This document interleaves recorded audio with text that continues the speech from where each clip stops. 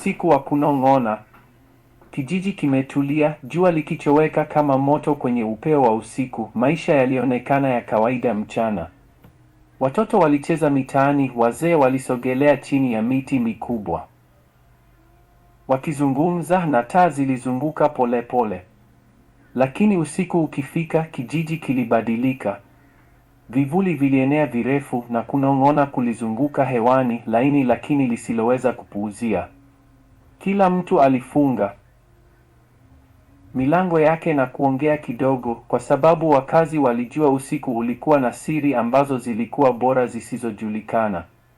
Timo, mvulana jasiri aliyevaa skafu ya buluu, hakuwahi kuamini hadithi za vivuli vinavyonong'ona. Lakini dada yake Asha alipopotea usiku mmoja bila dalili, hakuweza tena kupuuza hadithi hizo. Simu yake ilibaki sakafuni kimya, kana kwamba mtu aliichukua ghafla.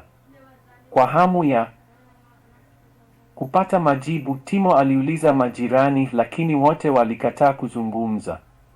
Mmoja akamwambia kwa sauti ndogo, ukianza kuuliza sana, unaweza kuondoka pia. Moyo wake ulilipuka, lakini ndani yake kulikuwa na sauti iliyomshinikiza kuendelea. Usiku ule ule, Timo alijinyenyekea kupitia mitaa yenye giza, akifuatilia kunong'ona kidogo kunavyomuita kwa jina.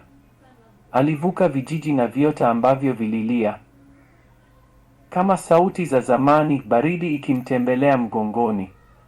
Mlango mmoja mbali ukasogea taratibu, kana kwamba mtu au kitu kilikuwa kinataka msaada. Ndani ya chumba hakukuwa na mtu, lakini sakafu ilikuwa na alama za vidole vilivyochora njia ya kuingia ndani zaidi. Kisha alisikia sauti ya Asha, laini lakini yenye haraka, hii usirudi nyuma, ni kuchelewa. Hata na hofu iliyokamilika, Timo alisogea mbele. Vivuli vilionekana kuangalia kimya, kimya chenye uzito. Aligundua kuwa wakazi waliokataa kuzungumza mchana walikuwa sehemu ya siri hiyo usiku. Kila kunong'ona, kila mwanga mdogo kulisema hadithi ya mtu aliyekuja kabla yake, mwenye shauku lakini bila maandalizi. Timo alijaribu kupiga kelele, lakini sauti yake ilitoweka. Giza lilimnyamaza, kali na baridi, likijaza kila kona. Kila kilichobaki ni kunong'ona na mpigo wa moyo wake. Alielewa kwamba kijiji chote kilihifadhi siri, siri ambayo ilihitaji kimya na ujasiri.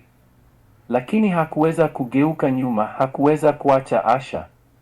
Asubuhi ilipokuja, kijiji kilirudi utulivu.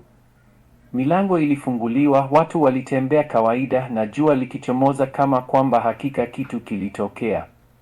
Lakini Timo alijua ukweli. Usiku bado uliko nje, unasubiri, ukinong'ona. Ukimuita roho inayojitahidi au woga ikusikia.